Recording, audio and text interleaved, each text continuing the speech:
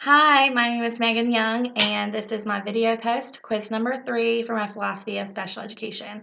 I'd like to start off by saying my formal education in special ed just started 2.5 weeks ago.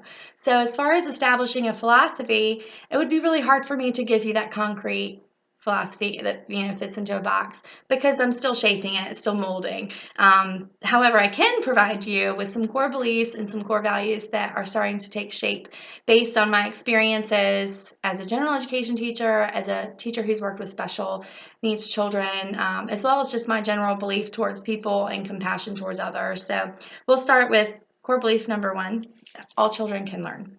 I believe that every child is like a piece of art. And just like paintings, different colors, different shapes, no painting is the same. They all have different contrasts or different highlights. Maybe one is watercolor and another is finger paint. But just like every piece of art is different, children are the same.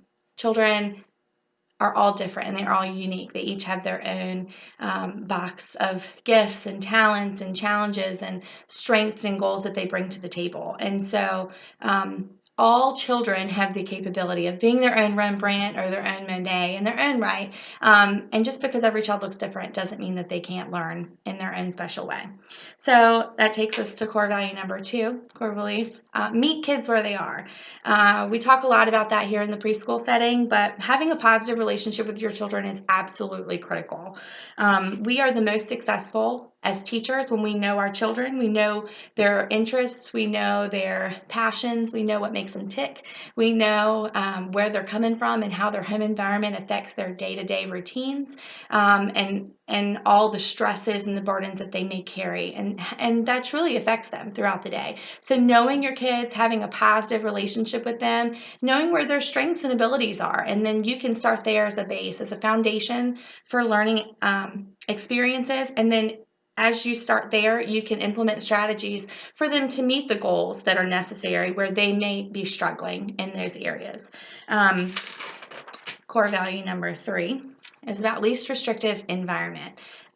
Least restrictive environment, it's important to remember that's not a one size fits all kind of thing.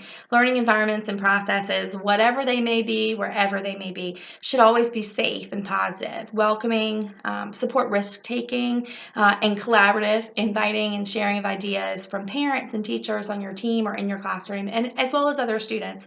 I'm going to talk about inclusion in just a minute, but I believe as a teacher that least restrictive environment is so freeing. In preschool, that looks like if at circle time one child needs to lay down while they listen to a story while another child can sit crisscross applesauce, and not really requiring those children to fit into a molded box.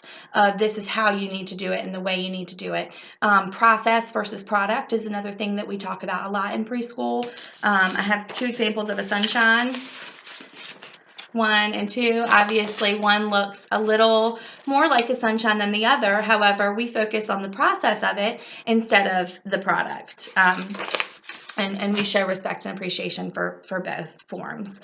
So that takes me to my core value number 4, a little Vanilla Ice reference, but stop, collaborate, and listen. I love inclusion. I love everything about it. I love collaboration in any form.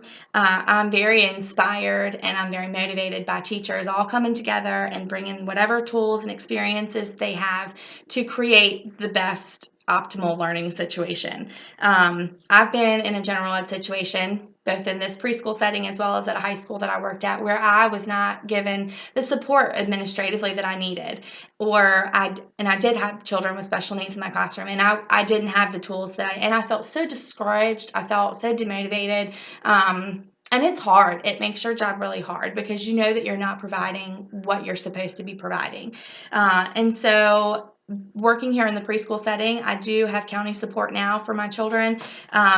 Board stories, social stories, daily visual schedules, behavior toolboxes, all of those are things that we implement every day with our friends, and I've seen it work. The benefits to inclusion, both for typically developing students as well as children with special needs, are far beyond any math comprehension test that you could ever possibly take. So as a professional, my ultimate goal is to become a collaborative teacher, working with a general ed teacher in a classroom so that I can help them to stay encouraged and to stay motivated, equip them with the tools that they need to best meet the needs of their classroom. So I hope that answers all of the questions. I am out of time, so thank you so much for listening.